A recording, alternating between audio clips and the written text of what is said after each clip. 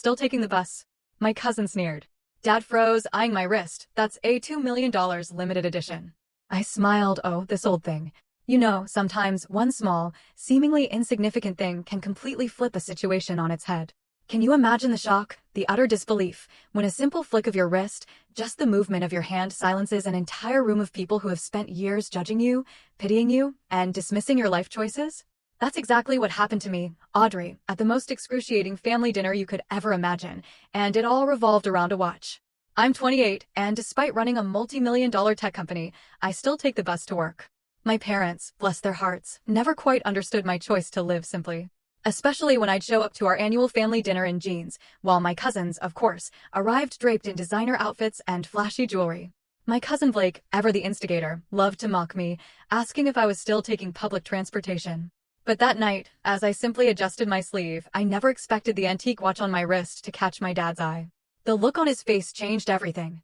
It was the moment I silenced a room full of status-obsessed relatives, and believe me, it was incredibly satisfying. Growing up, as the daughter of Thomas and Eleanor Hayes, meant elite private schools, summering in the Hamptons, and every material advantage a kid could dream of. My father had built his real estate empire from scratch, turning a small inheritance into a fortune through sheer grit and business savvy. My mother, on the other hand, came from old money. Her family name was practically etched into the Manhattan skyline. They gave me every opportunity, but they also, and this was important, instilled in me the importance of making my own way. Unlike my cousins, who were perfectly content to float on family money and connections, I was driven to build something truly meaningful on my terms. So, after graduating from Harvard Business School, I shocked everyone. I turned down a six-figure job offer at my father's company. Instead, I accepted an entry-level position at a struggling tech startup. My dad was confused, but supportive. My mom was utterly devastated, convinced I was just throwing away my potential. My cousins, especially Blake, genuinely thought I'd lost my mind. You could be driving a Porsche by next year if you worked for Uncle Thomas. Blake scoffed at me once. Instead, you'll be making coffee for some nerds who'll probably go bankrupt in 6 months. I just smiled. There are more important things in life than driving a Porsche, I told him. He just stared at me like I'd spoken an alien language. But the startup? It was everything I'd hoped for. Fast-paced, innovative, filled with brilliant minds all pushing to create something revolutionary. I thrived. I rose through the ranks, becoming a product manager in just 18 months. And that's where I met Gerald Clean, a 65-year-old veteran entrepreneur who became our company advisor. Gerald was the mentor I desperately needed. My father had taught me business theory, but Gerald showed me its practical application in the tech world. He was brilliant, kind, and completely, utterly unimpressed by status symbols. Despite his enormous wealth, he drove a 10-year-old Toyota, wore the same 3 sweaters in rotation, and lived in a modest home. Yet, he had founded 3 unicorn startups and was revered throughout Silicon Valley. True wealth is invisible, Audrey, he told me once, his eyes twinkling. The moment you need to show people how successful you are, you've already failed at understanding what success truly means. I absorbed his philosophy like a sponge. When our startup was acquired by a tech giant 2 years later, I used my buyout money to found my own company, Klein Dynamics, naming it in Gerald's honor. He was genuinely touched and became my first investor and board member. The first 2 years were brutal. I worked 18-hour days, lived in a tiny studio, and poured every single cent back into the company.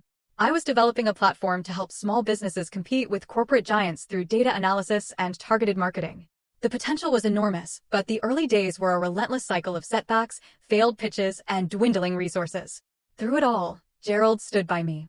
When other investors got nervous, he remained calm. When I doubted myself, he'd remind me of my vision. And when I was ready to give up, he'd just show up at my apartment with takeout and stories about his own early failures. He was my rock. On my 27th birthday, after a particularly difficult quarter that nonetheless showed promising metrics, Gerald presented me with a small box. This has been with me through 3 companies, 2 market crashes, and 1 very public failure, he said, his voice soft. Now, it should be with you. Inside was his watch. It wasn't flashy or obviously expensive, but elegant in its simplicity. A Gerald Clean original, from a limited collection he designed as a side project before he became known for tech. I recognized it immediately from articles I'd read about him, but I had no idea of its true value. Gerald, I can't accept this, I protested, my voice thick. This is worth more than my company. He just laughed. Right now, perhaps. But not for long. He fastened it around my wrist. Promise me you'll wear it when you need to remember your worth, not what others think you're worth. 3 months later, Gerald passed away unexpectedly from a heart attack. I was devastated. The watch became my most treasured possession. Not for its monetary value, but because it connected me to him. I wore it every single day as I navigated the company through its rapid growth phase without his guidance. In the years since his death, Klein Dynamics had exploded. We secured major clients, expanded to 3 international offices, and were featured in every major tech publication. I was named to the Forbes 30 Under 30 list, and acquisition offers started pouring in. Through it all, I maintained Gerald's philosophy of understated success. I still lived in my modest apartment, though I had upgraded to a 1-bedroom. I still took public transportation, and I still avoided the spotlight whenever possible. My extended family remained blissfully unaware of my success. They knew I'd started my own company, but I never discussed its growth at family gatherings, preferring instead to listen to my cousins boast about their latest purchases. My parents respected my privacy, though my father occasionally checked in on my company's public filings and seemed increasingly impressed by what he saw. The annual Hayes family dinner was a tradition, held at my parents' sprawling estate in Connecticut, a mansion that had been featured in architectural magazines. Every year, the entire extended family gathered to eat, drink, and inevitably, compare achievements and acquisitions. Uncle Richard, my father's younger brother, always had this competitive tension with my dad. While my father built his fortune through sheer hard work, Uncle Richard married into wealth and parlayed his connections into a senior position at a prestigious financial firm. Their children reflected their values perfectly. My cousins, led by Blake, measured success by the brands they wore and the cars they drove. These dinners inevitably became showcases for their latest status symbols. As I prepared for this year's dinner, I thought about Gerald and what he'd say about my anxiety over facing my family. I could almost hear his gentle laugh and his advice, "Let them have their Porsches, Audrey. You're building something that will last." With that thought in mind, I dressed in my usual style, dark jeans, a simple white blouse, minimal makeup, and Gerald's watch. I ordered an Uber and headed to Connecticut, ready to endure another evening of subtle, and not so subtle, judgment. The Uber driver whistled softly as we pulled through the ornate iron gates of my parents' estate. "Nice place," he said, navigating the long, winding driveway lined with perfectly manicured topiaries. I nodded, watching the familiar Georgian mansion come into view, its limestone facade glowing in the early evening light. I always felt this strange mix of emotions returning here, pride in what my parents had built, nostalgia for my childhood, and a slight discomfort with the sheer ostentation. "You can drop me at the front," I told the driver. A row of luxury vehicles was already parked prominently. I immediately spotted Blake's new Ferrari, positioned at an angle that ensured no one could possibly miss it. Next to it was Uncle Richard's Bentley, my cousin Amber's Range Rover, and several other high-end cars. My Uber, a practical Toyota Camry, looked distinctly out of place as it pulled up to the grand entrance. I thanked the driver, added a generous tip on the app, and stepped out into the cool autumn air. From the corner of my eye, I caught movement at one of the windows. Blake. Of course. Watching my arrival, no doubt noting my transportation choice with smug satisfaction. The massive front door opened before I could even ring the bell, revealing Santos, my parents' longtime butler. His formal demeanor softened into a genuine smile when he saw me. "Miss Audrey, welcome home," he said warmly. "Your parents are in the main salon with the other guests." "Thanks, Santos," I replied, returning his smile. "How are Maria and the kids?" "Very well, thank you. Diego started college this fall, first in the family." "That's wonderful," I said, genuinely pleased. I had helped Santos' son with his application essays last year. "Columbia, right? Computer science?" "Yes. He speaks of you often." Your encouragement meant everything. I squeezed his arm gently before moving past him into the soaring entry hall with its marble floors and sweeping staircase. The sounds of conversation and classical music drifted from the salon. I took a deep breath, straightened my shoulders, and walked toward the gathering. My mother spotted me first. Eleanor Hayes, a striking woman in her early 60s, elegant in a navy blue designer dress that probably cost more than most people's monthly rent. Her silver-streaked dark hair was perfectly styled, her posture impeccable. She excused herself from a conversation with my aunt and glided toward me. "Audrey, darling," she said, air-kissing both my cheeks. She stepped back, assessing my outfit with a quick, critical glance. "You could have worn the Chanel dress I sent you for your birthday. It would have been perfect for tonight." "This is more comfortable, Mom," I said, giving her a real hug, which she returned somewhat stiffly. "You look beautiful, as always." She sighed, but smiled. "Well, at least that blouse is silk. Come say hello to everyone. Your cousin Blake just closed a major account at the firm." Of course he had. Blake's achievements were always highlighted immediately, while my own were rarely mentioned. I followed my mother into the salon, a grand room with soaring ceilings, antique furniture, and walls lined with valuable artwork. About 20 family members were already there, clustered in small groups, champagne flutes in hand. My father was engaged in conversation with Uncle Richard near the fireplace, but he looked up as I entered. Thomas Hayes was tall and distinguished, his once dark hair now mostly gray. Unlike my mother, who wholeheartedly embraced the trappings of wealth, my father maintained a certain restraint. Yes, he drove luxury cars and owned multiple homes. But there was always something slightly uncomfortable about him at these formal family gatherings, as though he hadn't quite forgotten his middle-class origins. "There's my girl," he said, breaking away from his brother and crossing the room to embrace me properly. His hug was warm and genuine, smelling of the same cologne he'd worn throughout my childhood. "How was the drive up?" "Fine, Dad. No traffic." He nodded, studying my face closely. "You look tired, working too hard?" "Probably, I admit it. But things are going well." "Glad to hear it." He lowered his voice. "Your latest quarterly filing was impressive. That contract with Johnson and Williams was quite a coup." I blinked in surprise. "You saw that?" He smiled slightly. "I keep tabs on you, even if you don't think I do." He squeezed my shoulder. "I'm proud of you, Audrey. Building something on your own terms." Before I could respond, Uncle Richard approached, cocktail in hand. "Audrey, there you are. We were beginning to think you'd forgotten about us successful folks." His laugh was just a little too loud. His smile didn't quite reach his eyes.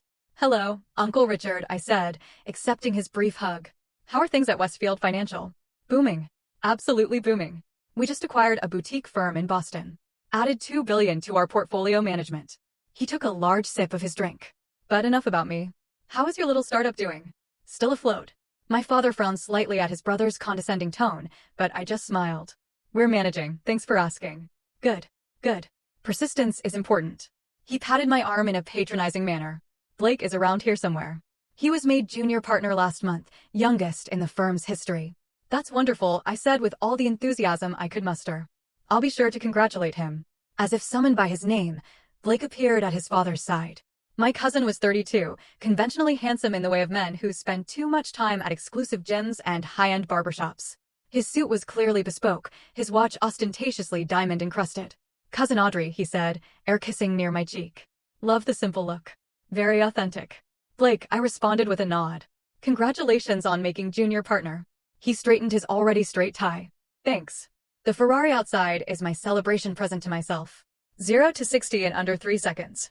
"Impressive," I said, though I couldn't have cared less. Gerald's watch felt suddenly heavy on my wrist, a stark reminder of what truly mattered. My cousin Amber approached next, her high heels clicking against the marble floor. "Audrey, oh my God, it's been forever." She embraced me with the excessive enthusiasm of someone who had already had several glasses of champagne.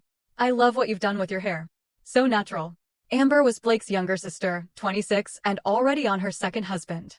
She worked nominally in public relations, though her job seemed to primarily involve attending charity galas and posting about them on social media. "Thanks, Amber. You look well." "Just back from Capri," she said, flipping her expensively highlighted hair. "Alessandro has a villa there. You should see it. 6 bedrooms, infinity pool, private beach access." She leaned closer. "We're thinking of buying our own place nearby.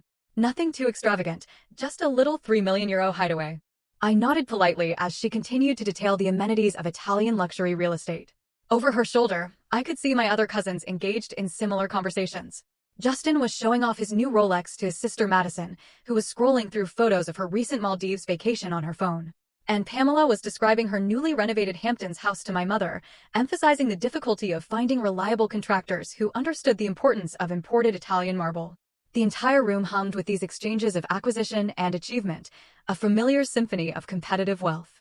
I stood in the midst of it, Gerald's watch on my wrist, thinking about the conference call I had scheduled the next morning with a nonprofit organization that wanted to use our platform to connect homeless individuals with employment opportunities. The contrast between these worlds made me feel like I was straddling parallel universes. A staff member appeared to announce that dinner was served, providing a welcome interruption.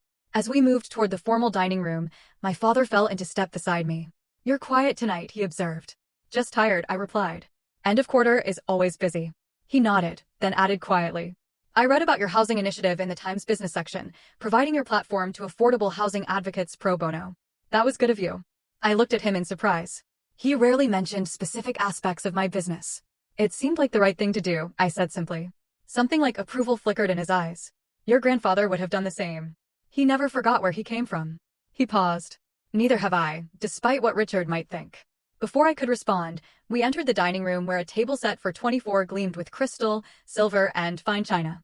Name cards indicated our seating arrangements, and I was unsurprised to find myself placed between Blake and Madison. Another family dinner had officially begun. The first course arrived promptly. Seared scallops with a citrus reduction, artfully arranged on white porcelain plates. The family settled into their seats. Wine glasses were filled, and the performance began. These dinners always followed the same script. Accomplishments would be casually mentioned. Acquisitions would be subtly highlighted. Status would be established and reinforced. "Madison, that necklace is stunning," Aunt Pamela said to my cousin across the table. "Is it new?" Madison touched the diamond pendant at her throat. "Oh, this?" "Yes. Thomas surprised me after he closed the Peterson merger. 12-carat cushion cut. We had it custom designed by that jeweler in the city, the one who does all the work for celebrities." "How thoughtful," my mother commented. "Speaking of mergers, Richard, I heard Westfield is looking at that firm in Chicago?" Uncle Richard dabbed his mouth with his napkin before answering. "Yes, negotiations are in the final stages. Blake has been instrumental in the due diligence process." All eyes turned to Blake, who adopted a modest expression that looked rehearsed.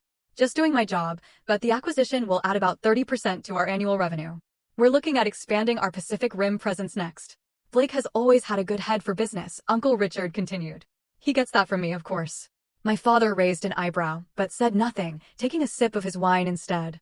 I knew he was thinking about how Uncle Richard had nearly bankrupted his first investment firm before marrying into the Westfield family and being installed in a senior position at his father-in-law's company. "And Justin, dear, how's the new position at Goldman?" my mother asked, turning the spotlight to another cousin. Justin straightened his tie importantly.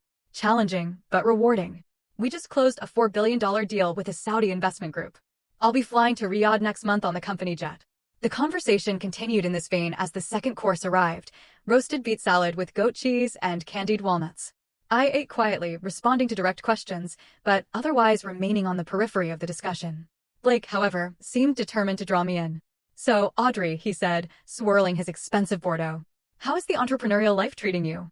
"Still working out of that co-working space downtown. We actually moved to our own offices last year," I replied. "In the Flatiron District." "Oh, must be expensive. Those rents are outrageous."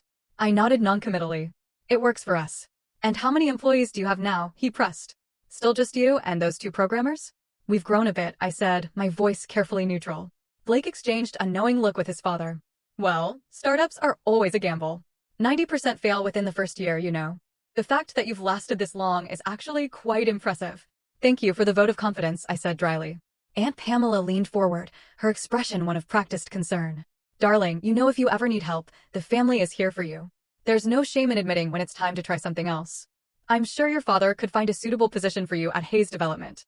I felt a flash of irritation, but kept my expression neutral. "That's very kind, Aunt Pamela, but we're doing fine." "Of course, dear," she said, patting my hand in a way that suggested she did not believe me. "I just worry a young woman should be thinking about stability, building a future. Look at Madison. She and Thomas just purchased that lovely brownstone in Brooklyn Heights." Madison beamed. "The renovation is costing a fortune, but it will be worth it. We're putting in a wine cellar and a home theater. You should come see it when it's finished, Audrey. Maybe it'll inspire you." I smiled tightly. "That sounds nice." "You know," Uncle Roger chimed in from further down the table, "entrepreneurship is all well and good, but there's something to be said for the security of an established firm." My college roommate tried the startup route. Bright fellow, had what seemed like a good idea. Sank every penny he had into it. Now he manages a branch of Bank of America in New Jersey. Several family members nodded sagely at this cautionary tale. "I remember when you first announced you were starting your own company," Blake said, cutting into his perfectly cooked salmon as the main course was served. "What was it again?" "Some kind of data analysis for small businesses." "That's right," I confirmed, taking a bite of my own meal. "Seems like a limited market," he observed. "Small businesses don't usually have much budget for that sort of thing. Now, if you were targeting enterprise clients." He trailed off, shaking his head slightly. "We have a mixed client base," I said simply. Blake wasn't deterred. "I just wonder about the viability long term, especially in this economy. Venture capital has dried up considerably since the interest rates went up." I thought about the $20 million in funding we had secured last quarter and the offers from 3 major VC firms that I was currently considering. "We manage." My father cleared his throat. "Audrey's company is doing quite well, actually. I've been impressed with their growth metrics." Blake looked surprised, then quickly recovered. "Well, good for her. It's important to follow your passion, even if it means certain lifestyle adjustments." Madison picked up on his tone immediately. Yes, I admire your commitment to simplicity, Audrey. It must be so grounding to live like regular people. I caught my father watching me, something unreadable in his expression. My mother looked uncomfortable, clearly torn between defending her daughter and avoiding any hint of family discord at her meticulously planned dinner. There's dignity in living within one's means, I replied evenly. Something Gerald always emphasized. Gerald? Uncle Richard asked. Gerald Clean, I explained. He was my mentor. He passed away last year. Oh, the tech guy, Blake said dismissively.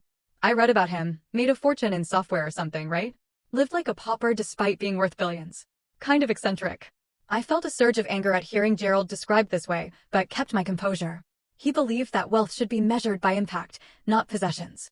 Blake snorted. Easy to say when you have billions in the bank. I bet he still flew private and had houses all over the world. Actually, he flew commercial and owned one modest home in Palo Alto, I corrected. He put most of his money into his foundation for educational access. Well, to each their own, Blake said with a shrug. But there's nothing wrong with enjoying the fruits of your labor. Life is short. What's the point of success if you can't show it off a little? As conversation shifted to Madison's upcoming trip to Paris, I felt the weight of Gerald's watch on my wrist. I thought about his quiet confidence, his genuine interest in people regardless of their status. His belief that true success was measured by the lives you improved, not the possessions you accumulated. The contrast between his values and those being expressed around this table could not have been starker. My reverie was interrupted by my cousin Amber, who was describing her new Mercedes in loving detail. The interior is completely customized. Took 3 months to get exactly right. But when you're driving through the Hamptons, it's worth it to make the right impression. Blake nodded in agreement. Image is everything in our world. The right car, the right address, the right connections. It all signals your place in the hierarchy. He turned to me with a smile that didn't reach his eyes. Speaking of which, Audrey, I noticed you arrived by Uber today. Still taking the bus around the city too. The table fell momentarily silent, all eyes turning toward me. The question hung in the air, its condescension unmistakable. I saw my mother's embarrassed expression. My aunt's poorly concealed pity, my uncle's smug satisfaction at his son's pointed query. But it was my father's reaction that truly surprised me. His attention had shifted from Blake's face to my wrist, where Gerald's watch was partially visible beneath the cuff of my blouse. His eyes widened slightly, his fork pausing halfway to his mouth. He was staring at the watch with an expression of stunned recognition. Blake, completely misinterpreting my father's reaction as embarrassment on my behalf, pressed his advantage. I mean, there's frugality and then there's unnecessary suffering. Public transportation in New York can be so unpredictable, not to mention the types of people you encounter. I opened my mouth to respond, but at that moment, my father found his voice. Is that what I think it is? My father asked, his voice cutting through Blake's commentary.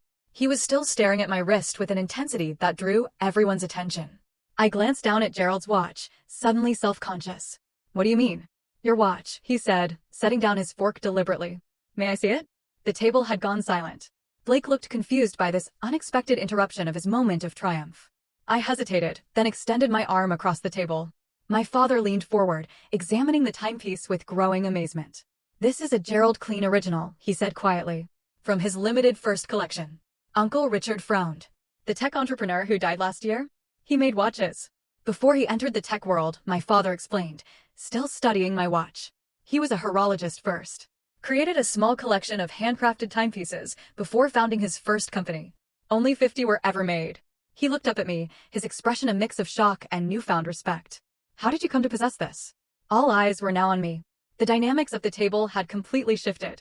Blake's earlier mockery hung awkwardly in the air. Gerald gave it to me, I said simply. Before he died. He was my mentor and an early investor in my company. My father sat back in his chair. Do you have any idea what this is worth? I nodded.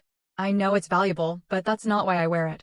That, my father said, addressing the entire table now, his voice resonating with authority, is a $2 million watch, possibly more, given its provenance and the fact that Clean's death has made his collection even more sought after. A collective gasp went around the table. Blake's mouth literally fell open. Madison dropped her fork with a clatter. Aunt Pamela started coughing on her wine. Oh, this old thing? I said with a casual shrug, pulling my sleeve back slightly to better display the watch. I wear it every day. Gerald insisted that beautiful things should be used, not stored away. My father was shaking his head in amazement. The craftsmanship is extraordinary. Each one was entirely handmade by Clean himself. The movement is based on a revolutionary design of his own creation. Collectors have been searching for these for years. Most are in private collections or museums. Uncle Richard was staring at the watch with new interest. $2 million on your wrist. You should have that insured, Audrey. It is, I assured him. Gerald took care of that. When he gave it to me, he said it was the first thing he ever created that truly mattered to him.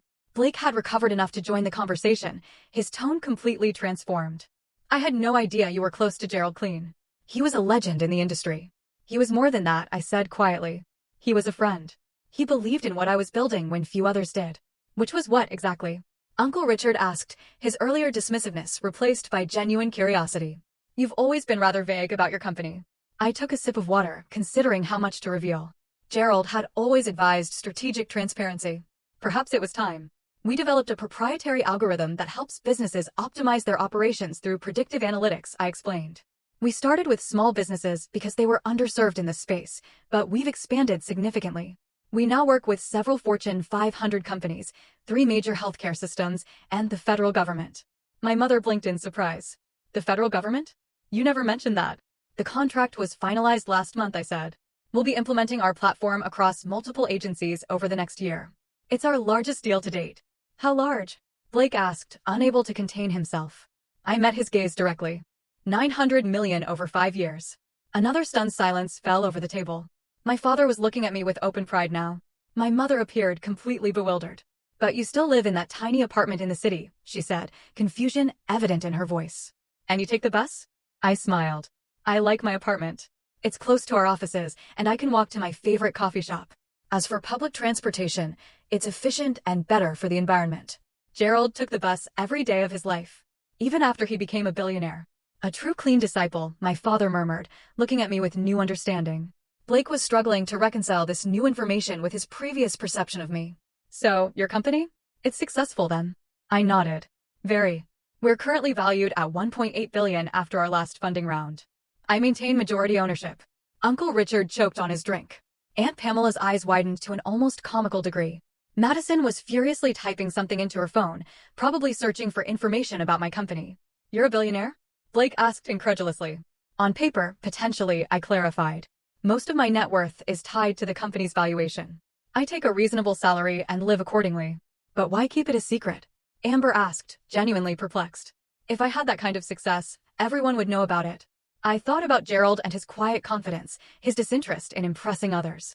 Because true success is not measured by what others think of you, but by the impact you create and the problems you solve. Our platform has helped thousands of small businesses survive and thrive. It has optimized healthcare delivery in underserved communities.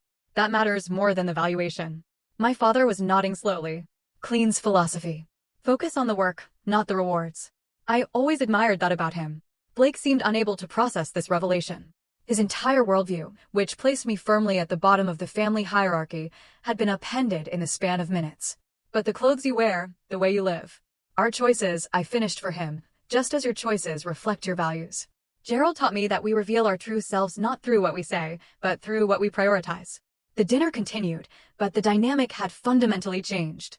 Family members who had barely acknowledged me earlier were now finding reasons to engage me in conversation. Questions about my company, about Gerald, about my plans for the future came from all directions. Through it all, I maintained the same calm demeanor, neither gloating over the shift nor playing into their suddenly heightened interest. As the dessert course was being served, Blake leaned toward me, his voice low enough that others could not hear. I owe you an apology, Audrey. I've been condescending and rude.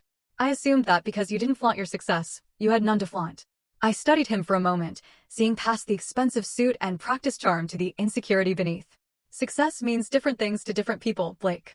I don't judge your choices. I would appreciate the same courtesy.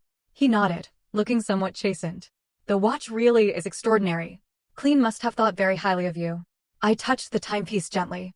It reminds me every day of what matters. Not its value, but what it represents. Craftsmanship, integrity, creating something meaningful that lasts. As I said these words, I caught my father watching me from across the table, a thoughtful expression on his face.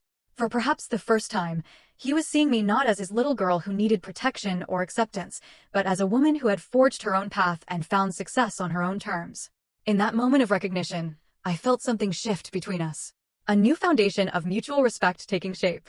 The watch that had once been Gerald's silent companion was now telling my story, revealing truths I had kept hidden, not out of shame, but out of a desire to be valued for who I was rather than what I owned.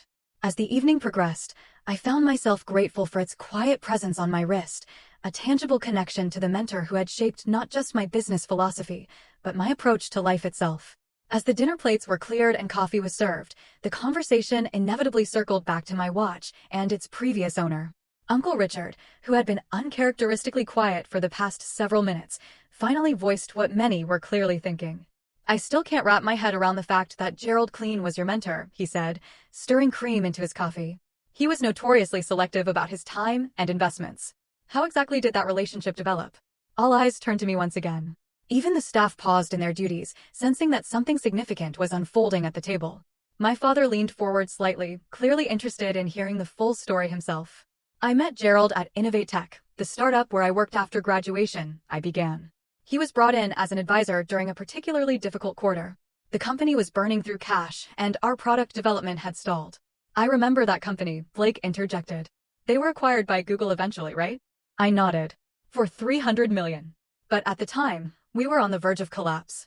Gerald came in and completely transformed our approach. He had this ability to cut through complexity and identify the core value proposition. That was his genius." My father agreed. "I heard him speak at a conference once. Remarkable clarity of thought. He noticed that I asked different questions than everyone else in the room," I continued. "After one particularly contentious meeting, he asked me to walk with him to get coffee. We ended up talking for 3 hours. By the end of that conversation, he had offered to mentor me." "Just like that?" Uncle Richard asked skeptically. "Gerald made decisions quickly when he saw potential," I explained. "He told me later that he recognized something in me that reminded him of himself at my age. A certain way of looking at problems." My mother, who had been unusually quiet, finally spoke up. "And he invested in your company when you started it?" "He was my first investor," I confirmed. $500,000 on a handshake. No formal pitch, no detailed business plan. He said he was investing in me, not just the idea. "That's not how business typically works," Uncle Richard pointed out, unable to hide his disapproval of such unorthodox methods. I smiled. Gerald wasn't typical. He believed that the best innovations come from trust and freedom, not rigid structures and endless documentation. He gave me that initial funding and told me to build something meaningful. His only conditions were that I maintain control of the company and that I use a portion of any profits to help others. "The foundation you established last year," my father said, nodding with understanding. "The one focused on tech education in underserved communities. That was part of your agreement with Clean." "Yes," I acknowledged, surprised that he knew about it, though I would have done it anyway. Gerald showed me that success creates responsibility. Madison, who had been researching on her phone throughout this exchange, looked up with wide eyes. "According to Forbes, Klein Dynamics is projected to reach $3 billion in valuation by next quarter. There are rumors of an IPO." She stared at me. "You named your company after him." "It seemed appropriate," I said simply. "His philosophy is the foundation of everything we do." "But why keep all of this so private?" Aunt Pamela asked, gesturing vaguely toward my modest attire. "You could be living in a penthouse, driving luxury cars, enjoying the best of everything." I considered how to explain a mindset so different from the one that dominated this table. When Gerald gave me this watch, he told me something I'll never forget. He said, "The moment you feel the need to prove your worth to others is the moment you have forgotten what you are truly worth." I don't need to display my success to validate it. My father was nodding slowly, a new appreciation in his eyes. Clean always understood that true power lies in knowing your value without needing external validation. It's why he was respected even by his competitors. Exactly, I agreed. And he lived that philosophy every day. The most valuable lessons he taught me had nothing to do with business strategy or technology. They were about integrity, purpose, and the responsibility that comes with success. Blake, who had been unusually subdued, finally spoke up. "So the watch, it must have incredible sentimental value beyond its price." "It's priceless to me," I confirmed. "Gerald wore it while building $3 billion companies. He said it kept him grounded, reminded him of the craftsmanship and patience required to create something of lasting value." "And now you wear it while building your own empire," my father observed with a small smile. I shook my head. "Not an empire. A solution. Our platform helps businesses operate more efficiently, which saves jobs, reduces waste, and improves working conditions. The valuation is just a byproduct, not the goal." Uncle Richard looked skeptical, but my father was nodding with growing understanding. I could see a shift in how he was looking at me, a new respect mingled with something that might have been regret for not having seen this side of me sooner. "The federal contract you mentioned," he said, "that was the one announced last month to modernize agency operations and reduce governmental waste?" "Yes," I confirmed. "We beat out several major tech firms for the bid. Our solution will save taxpayers an estimated $12 billion over 10 years while improving service delivery." "That was your company?" Uncle Richard exclaimed. It was all over the financial news. They never mentioned you by name. I prefer to keep a low profile, I explained. Our work speaks for itself. But surely now, with this level of success, you'll upgrade your lifestyle? Aunt Pamela pressed, still seemingly unable to comprehend my choices. Perhaps a nicer apartment at least. I smiled politely. I like where I live. It's convenient and has everything I need. Gerald lived in the same modest house for 30 years, even as his net worth grew to billions. He taught me that excess consumption rarely correlates with increased happiness. So, you just work all the time? Madison asked, her tone suggesting she found the concept depressing. I work on things that matter to me, I clarified. But I also travel extensively, volunteer, and spend time with friends who value me for who I am, not what I own. My life is very full. And the foundation? My father asked. Tell us more about that. I felt a genuine smile spread across my face. This was something I was truly proud of. The Clean Foundation for Technological Equity. We provide comprehensive tech education and mentorship to students from under-resourced communities, full scholarships, equipment, internships, and ongoing support. Our first cohort of 50 students is halfway through the program. They are extraordinary. 50 students? Uncle Richard said. That seems modest for someone of your means. We're just getting started, I explained. The program is intensive and personalized. We want to refine our approach before expanding, but our 10-year plan is to reach 10,000 students annually across the country. 10,000 lives changed, my father mused. That is a significant legacy. More significant than any possession could be. I agreed. Gerald understood that his greatest pride wasn't in the companies he built, but in the people he helped develop, the opportunities he created. As coffee concluded and the family began to move toward the library for after-dinner drinks, I noticed a distinct change in how people were interacting with me. There was a new deference in their manner, a recalibration of my position within the family hierarchy. It was exactly what I had always wanted to avoid, being valued for my bank account rather than my character. Blake sidled up to me as we walked through the hallway lined with family portraits. I feel like I need to completely reassess everything I thought I knew about you, he admitted. All this time I was pitying you, thinking you couldn't afford the lifestyle the rest of us enjoy. And it turns out you could buy and sell most of us several times over. I stopped and turned to face him directly. That's exactly why I don't discuss my company's valuation or my personal finances, Blake. I don't want to be treated differently based on my net worth. It's the least interesting thing about me. He looked genuinely perplexed. But isn't that what we all want? Recognition of our success, acknowledgement of our achievements. I get all the recognition I need from seeing our platform make a difference for the businesses that use it, I told him. From watching our foundation students thrive. From knowing that Gerald would be proud of what I have built. Blake glanced down at my watch, then back at my face. I think I have a lot to learn from you, Audrey. For the first time that evening, his words seemed completely sincere. The family had migrated to the library, a wood-paneled room with floor-to-ceiling bookshelves, leather armchairs, and a well-stocked bar. Conversations had splintered into smaller groups, though I noticed I was now being included in discussions that would have previously excluded me. Uncle Richard was suddenly interested in my thoughts on market trends. Aunt Pamela wanted to introduce me to her friend who ran a charitable foundation. Even Justin, who had barely acknowledged my existence at previous gatherings, was asking about potential investment opportunities. I accepted a glass of whiskey from the bar and found a quiet corner, needing a moment to process the evening shift. I was the same person I had been when I arrived by Uber hours earlier. Yet, I was now being treated entirely differently. Quite a performance, my father said, appearing beside me with his own drink in hand. Mind if I join you? I gestured to the empty chair next to mine. Please do. He settled in, taking a thoughtful sip of his scotch. You know, I always respected your desire for privacy, for making your own way. But I had no idea you were keeping quite this much under wraps. Would it have made a difference if you had known? I asked. He considered this for a moment. I have always been proud of you, Audrey.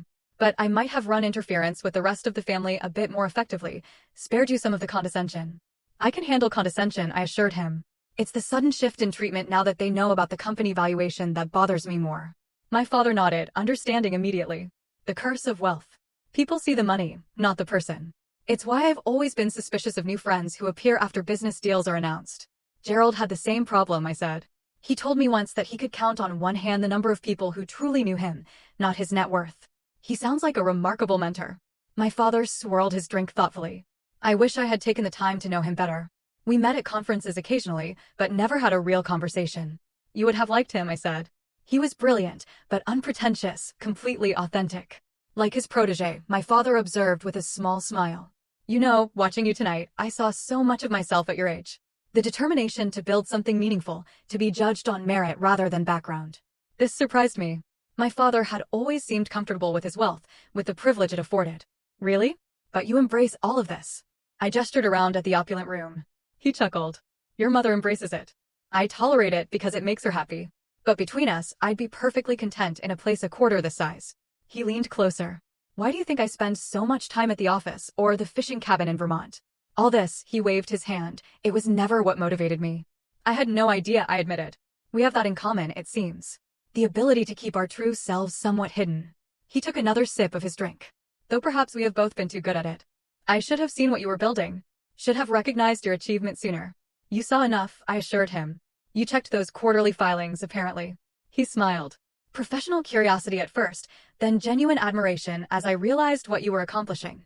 But I respected your privacy, your desire to stand on your own merits. I didn't want to intrude. I appreciated that, I said, honestly. It meant everything to build this on my own terms. My father's expression grew serious. The watch, it really was Clean's personal timepiece? I nodded, extending my wrist so he could see it again in the warm light of the library. He gave it to me on my 27th birthday. Said it had been with him through everything, and now it should be with me. My father studied it with expert eyes. The craftsmanship is extraordinary. I had heard rumors about his collection, but few have ever been photographed or documented. Most were given to close friends or family, never sold. He made this one himself, from scratch, I told him. Spent 2 years perfecting the movement while launching his first tech company. He said it taught him patience and precision, values that served him well. Clearly, my father looked from the watch to me. And now they serve you. Our conversation was interrupted as Blake approached, his demeanor noticeably humbler than earlier in the evening. Excuse me, Uncle Thomas. Could I borrow Audrey for a moment? My father looked to me. I nodded, and he stood. Of course. I should check on your mother anyway.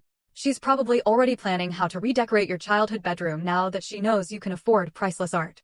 He winked at me before walking away. Blake took the vacated seat, his usual confidence subdued. I wanted to apologize properly, Audrey.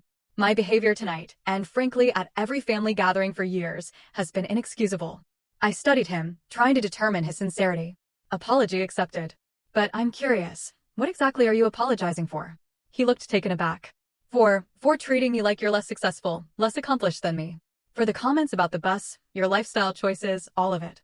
And if my company was worth $10,000 instead of nearly $2 billion, would you still be apologizing? I asked mildly. Blake had the grace to look embarrassed. That is a fair question. It's the only question that matters, I pointed out. Because if you're only sorry because you discovered I'm wealthier than you imagined, then you have missed the entire point. He was quiet for a moment, genuinely reflecting on my words. You're right, he finally admitted. I have been measuring success, measuring people, by all the wrong metrics. It's how I was raised, but that's no excuse. It's never too late to reevaluate your values, I told him, my tone softening. Gerald was 40 before he had his epiphany about wealth and status. It completely transformed his approach to life and business. I would like to hear more about him sometime, Blake said, about his philosophy. If you would be willing to share. I would like that, I said, somewhat surprised by his genuine interest. As Blake excused himself, my mother approached, looking slightly flustered. Audrey, darling, I feel absolutely terrible about all the little comments I've made over the years about your apartment, your clothes, your lifestyle choices. She sat down beside me, taking my hands in hers. Mom, I interrupted gently. That's exactly why I didn't tell you. I wanted you to accept my choices for what they were, not because they came with a certain valuation. She looked confused. But surely you understand that we only want what's best for you, to see you living beneath your means when you could have everything you want. This is what I want, I assured her. A meaningful business that solves real problems. A foundation that creates opportunities for deserving students. A life focused on purpose rather than possessions. But you could have both, she insisted.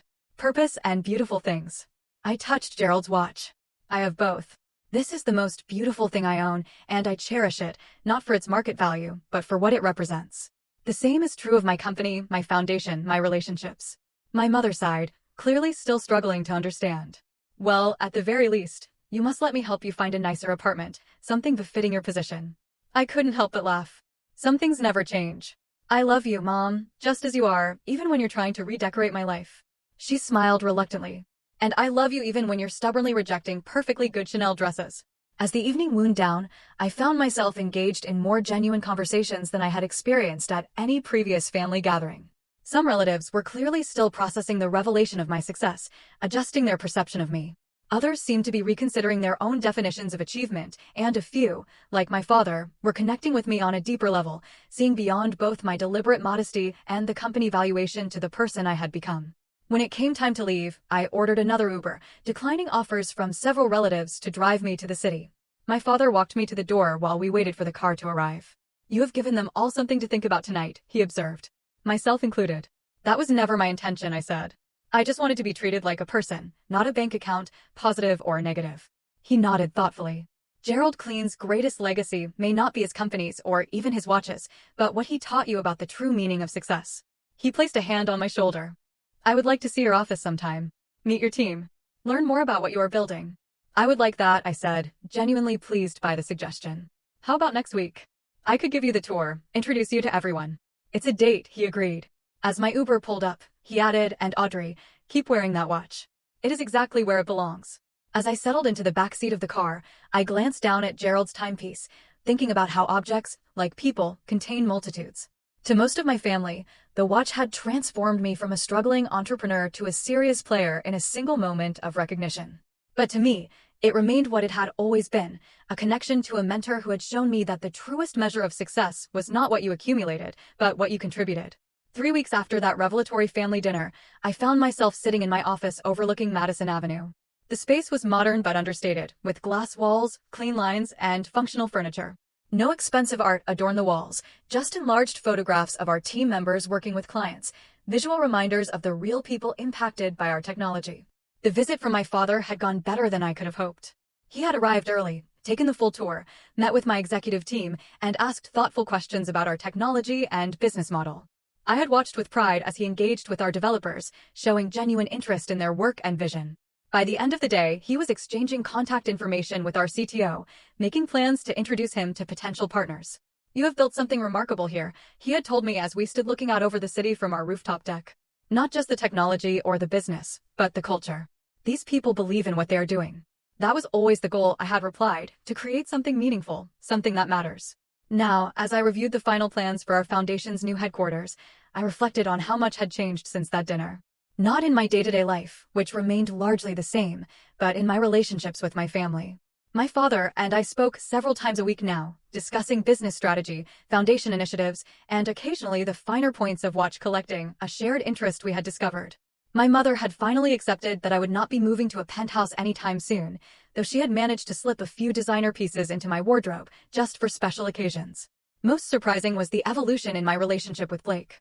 True to his word, he had reached out to learn more about Gerald's philosophy. We had met for coffee several times, and I had been impressed by his genuine desire to reconsider his priorities. He had even begun volunteering with a local youth coding program, discovering a talent for teaching that surprised us both. The larger family dynamic had shifted as well. At a cousin's birthday celebration the previous weekend, I had noticed less emphasis on material acquisitions and more substantial conversations. Whether this change would last remained to be seen, but it was a promising start. My assistant knocked lightly on my door, interrupting my thoughts. "Your 2 o'clock is here. The high school student you mentioned." "Send her in," I said, standing to greet my visitor. Zoe entered my office nervously, a 16-year-old with bright eyes and a determined set to her shoulders. She had applied to our foundation's mentorship program with an impressive proposal for using data analytics to address food insecurity in urban neighborhoods. "Miss Hayes," she said, extending her hand formally. "Thank you so much for meeting with me." "Audrey, please," I corrected, gently gesturing for her to take a seat. "I was impressed by your application, Zoe. Your approach to mapping food deserts using multiple data points was innovative." She brightened visibly at the praise. "My family relies on food assistance programs, so I know firsthand how challenging access can be. I want to create solutions, not just identify problems." As she outlined her ideas, I was struck by her passion and clarity of purpose. She reminded me of myself at that age, though she faced economic barriers I had never experienced. This was exactly the kind of student Gerald had wanted to support, someone with a vision and drive to create meaningful change. "How would you feel about being the first participant in our new direct mentorship program?" I asked when she finished her presentation. "You would work directly with our data science team 1 afternoon a week, developing your project with professional guidance. There's a stipend involved, of course." Her eyes widened. "Are you serious?" That would change everything for me." "Completely serious," I assured her. "Your idea has real potential. With the right support and resources, it could help thousands of families." As we discussed the details, I was conscious of Gerald's watch on my wrist, a tangible reminder of the responsibility that came with success. In helping Zoe develop her project, I was honoring his legacy in the most meaningful way possible, by creating opportunity for the next generation of problem solvers. After Zoe left, practically floating with excitement, I called my father to tell him about the new mentorship initiative. He listened with interest, then surprised me with his response. "I would like to contribute to the foundation," he said. "Not just financially, though that too if needed, but with time. I have experience that might be valuable to these young entrepreneurs." "That would be wonderful," I told him, genuinely moved by the offer. "The students would benefit enormously from your business expertise. And I suspect I would benefit from their fresh perspectives," he replied. "Your dinner revelation did more than just surprise the family, Audrey.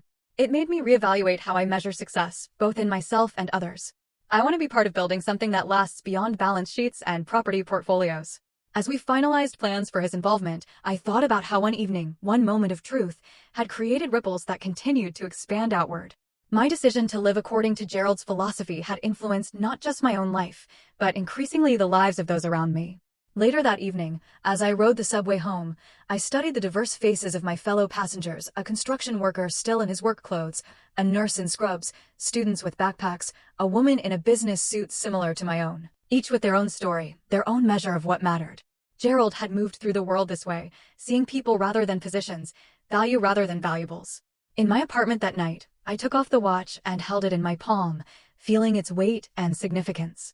It had become far more than a timepiece to me. It was a compass, guiding my decisions and priorities, a reminder that true wealth lay not in what you possessed, but in what you contributed, not in how you were perceived, but in how you lived your values. The watch would never hang in a museum or be stored in a safe. It would continue to accompany me through board meetings and foundation events, through family dinners and quiet evenings. It would mark the hours of my life, as it had marked Gerald's, a witness to the creation of something meaningful and lasting. As I prepared for bed, my phone chimed with a message from Blake. He had just finished his first solo teaching session at the coding program and was exhilarated by the experience. "I think I finally understand what Gerald meant about impact over image," he wrote. "Thank you for showing me a different way to measure success."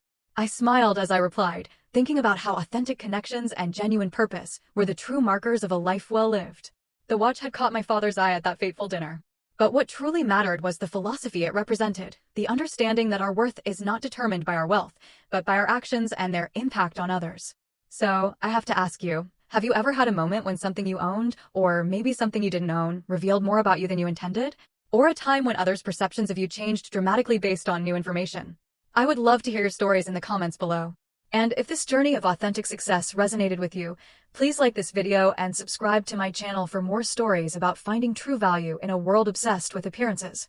Remember that the most precious things we own are not measured by their price tags, but by the meaning they hold in our hearts. Thank you for listening, and until next time, take care.